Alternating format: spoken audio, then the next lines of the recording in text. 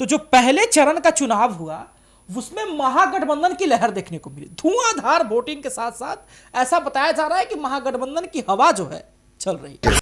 अब बात रह गया चिराग पासवान की, तो देखिए ना भैया, चिराग पासवान भी कैसे राजनीति करते हैं, लोगों के समझ से बाहर जा रहा है। अब चिराग पासवान युवा चेहरा है, कभी चिराग कहते हैं मैं बिहार में चुनाव लड़ूंगा, कभी कहते हैं कि मैं बिहार के लिए चुनाव लड़ूंगा, कभी कहते हैं मैं अकेले चुनाव लड़ने का जिम्मा रखता हूं, कभी कहते हैं मैं महागठबंधन धर्म का पालन करूंगा। कहते कहते कहते कहते कंफ्यूज करते करते 29 सीट लेकर के महागठबंधन के साथ चुनाव लड़ गए।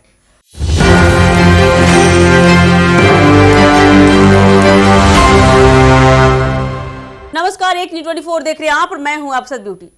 देखिए, बात करेंगे अगर चुनावी माहौल की, तभी आंकड़े कुछ कह नहीं सकते, लेकिन ऐसे कयासे लगाए जा रहे हैं कि देखिए जिस तरह से चिराग पासवान को 29 सीटें दी गई थी, लेकिन 4 ही सीटें में सिमट कर रह गए चिराग पासवान। कहाँ बड़ा दावा कर रहे थे कि उनके जीजा अरुण भारती डिप्टी सीएम बनेंगे, ऐसा चिराग पासवान की मांग थी। लेकिन अब देखिए उनके जीजा का भी सपना कहीं ना कहीं अधूरा ही माना जाएगा।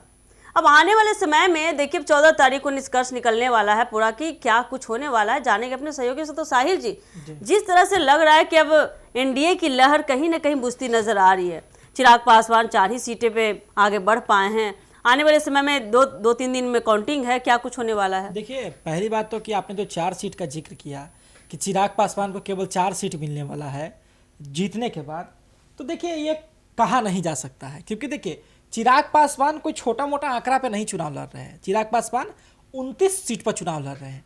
और जो एनडीए महागठबंधन है ना, जहां पे कहा जा रहा था कि नीतीश कुमार वो किंग मेकर हैं, जो नीतीश कुमार की बात नहीं मानते हैं ना लोग, तो उसके सामने से थाली छीन लेते हैं नीतीश कुमार। सही में वही किंग मेकर नीतीश कुमार। लेकिन इस बार नीतीश कुमार जेडीयू एनडीए कहते कहते इस बार एनडीए ने नीतीश कुमार को बहुत किनारे कर दिया था। 101 सीट पर नीतीश कुमार लड़े, 101 सीट पर भाजपा लड़ी। 29 सीट किसको मिला? चिराग पासवान को। यानी कि एनडीए में नीतीश कुमार ज्यादा, चिराग पासवान को महत्व दिया गया।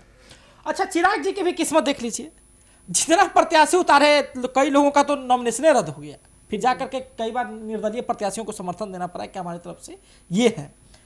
तो जो बातें कही जा रही है हकीकत है कि यदि आप ग्राउंड रिपोर्ट देखिएगा तो जो पहले चरण का चुनाव हुआ उसमें महागठबंधन की लहर देखने को मिली। धुआंधार वोटिंग के साथ साथ ऐसा बताया जा रहा है कि महागठबंधन की हवा जो है चल रही।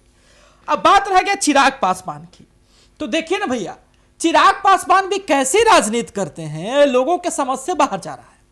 अब चिराग पासवान युवा चेहरा है, कभी चिराग कहते हैं मैं बिहार में चुनाव लड़ूंगा, कभी कहते हैं कि मैं बिहार के लिए चुनाव लड़ूंगा, कभी कहते हैं मैं अकेले चुनाव लड़ने का जिम्मा रखता हूं, कभी कहते हैं कि मैं महागठबंधन धर्म का पालन करूंगा। कहते कहते कहते कहते कंफ्यूज करते करते 29 सीट लेकर के महागठबंधन के साथ चुनाव लड़ गए। अब एक बात देखिए ना, चिराग पासवान की कहीं ना कहीं एनडीए में नाराजगी ये थी कि जितना सीट चिराग पासवान चाहते थे उतना सीट चिराग पासवान को नहीं मिला। जेडीयू की नाराजगी यह है कि जहां जहां जेडीयू की सीट थी अधिकांशतः सीट चिराग पासवान को दे दी गई, तो उससे जेडीयू की नाराजगी, क्योंकि जेडीयू का वो गर्व हुआ करता था। अब भाजपा में देखिए रहे हैं कैसे कैसे विजय सिन्हा को कोई भी जो है आकर के बोल दे रहा है। विजय सिन्हा बेबस दिख रहे हैं, फोन लगा रहे हैं, कर लोग को गोली चलाने का ऑर्डर नहीं थी, लोग को हम लोग को सुरक्षा में काहे लगा दिया। तो बहुत तरह की चीजें हैं। अब देखिए चिराग पासवान भी ना बोलते बोलते बहुत बार बहुत कुछ बोल जाते हैं, और चिराग पासवान को ऐसा लग रहा है कि बिहार की जो सत्ता है और बिहार में जो राजनीतिक हवा है उसको हम ऐसे करेंगे तो ऐसे होगा और ऐसे करेंगे तो ऐसे होगा, जबकि वो बिहार की राजनीति से भी वाकिफ नहीं है। 29 को सीट तो उनको मिल गया, सीट पर चुनाव तो लड़ रहे हैं, कई जगह निर्दलीय प्रत्याशियों को समर्थन दिया है, लेकिन जो बिहार की हवा कह रही है ना, वो यही कह रही है कि चिराग पासवान आधे से भी कम सीटों में निपट जाएंगे।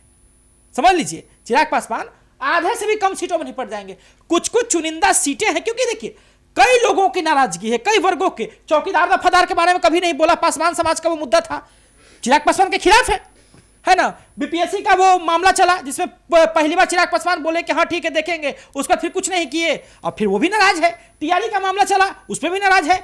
और चिराग पासवान एनडीए के साथ होते हुए भी जो छात्रों पर लाठियां चली थी और कई तरह की चीजें हुआ था, क्या वो लोग भूल गए हैं?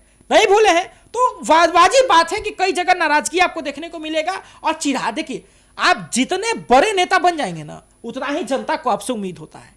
चिराग पासवान बेबाकी से बयान देते हैं, समर्थन करते हैं तो लोगों को उम्मीद रहता है कि चिराग पासवान हमारा समर्थन करेगा, लेकिन चिराग जी वहां पे चुप गए। उम्मीद को तोड़ दिए है ना, जिस तरह वो जनता का साथ नहीं दिए, इतना सारा मुद्दा उठा, किसी में साथ नहीं दिए। देखिए सपना जी, देखिए सपना जी, कहीं ना कहीं जनता युवा चेहरा, युवा नेतृत्व चाह रही थी। चिराग पासवान हमारे युवा नेता हैं, काफी हैंडसम भी है, युवा भी हैं, लेकिन देखिए जिस तरह से साहिल जी ने बहुत अच्छी बात की, चौकीदार दफादार का मुद्दा उठाया उन्होंने, उन भाइयों का मुद्दा। देखिए युवा नेता का क्या कर्तव्य है कि वो हर मुद्दे पे आवाज उठाए, उसके लिए कोई ठोस कदम उठाए। तो कहीं ना कहीं आपका कहना यही है कि जिस तरह से जनता के बीच नाराजगी पाई जा रही है वो युवा नेतृत्व के कारण है, मतलब युवा चेहरों के कारण है। और बात है ब्यूटी जी कि जब उन्होंने कहा कि हमारे जीजा जो अरुण भारती हैं वो डिप्टी सीएम बनेंगे, तो उन्होंने परिवारवाद का प्रत्यक्ष संकेत दिया। ठीक है, चाहे उन्होंने कहा या नहीं कहा, लेकिन हवा बनी। तो आप कहते हैं कि बिहार फर्स्ट, बिहारी फर्स्ट, हम बिहार के लिए जीते हैं। और जब बात आती है तो आपके पिताजी आदरणीय स्वर्गीय पूर्व केंद्रीय मंत्री रामविलास पासवान जी राजनीति में रहे, आपके चाचा जी भी राजनीति में रहे, आप खुद सांसद रहे, केंद्रीय मंत्री हैं। जब बारी आती है तो जीजा को सांसद लड़वाते हैं, फिर बारी आती है तो दूसरे जीजा को सेट कर देते हैं उधर आयोग में। लीजिए, ये तो एक तरह का आप तो कहते हैं कि बिहार फर्स्ट, बिहारी फर्स्ट, लेकिन जब बात आती है जब देने की तो पहले जीजा फर्स्ट, पहले परिवार के लोग फर्स्ट। तो कैसे फिर आपको जनता नाराजगी रहेगी ना? आप ऐसा हरकत कीजिएगा, जनता तो नाराज होगी। मैं तो स्पष्ट कहता हूं, मैं तो जब आखिर लोजपा रामविलास जो पार्टी है उसमें झंडा ढोने वाले कार्यकर्ता है कि नहीं है ना कार्यकर्ता? यार यहां तक उनके प्रदेश अध्यक्ष को टिकट मिलता कि नहीं मिलता उस पर भी संशय था इस बार, लेकिन मिल गया। जनता तो आपसे उम्मीद की थी ना। पार्टी में झंडा ढोने वाले और पंडाल के लिए खूंटा ठोकने वाले जो कार्यकर्ता हैं उसको नजरअंदाज करके किसको आप टिकट देते हैं संसदीय में? आप बताइए तो शांभवी चौधरी कितना दिन लोजपा का झंडा ढोई है क्या? मिला ना उनको टिकट शांभवी चौधरी को? राजेश वर्मा कितना दिन लोजपा रामविलास का झंडा ढोए हैं?